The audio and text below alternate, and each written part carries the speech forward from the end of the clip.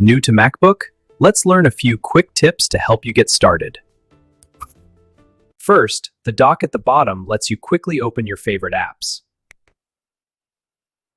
Click Finder to browse your files, folders, and documents easily.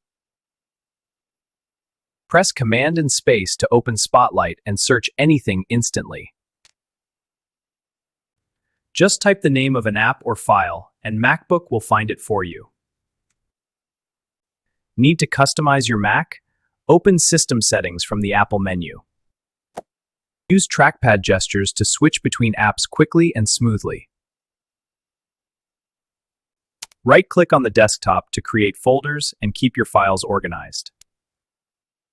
Drag and drop files into folders to organize everything in seconds. And that's it. Simple MacBook tips to help you work faster every day.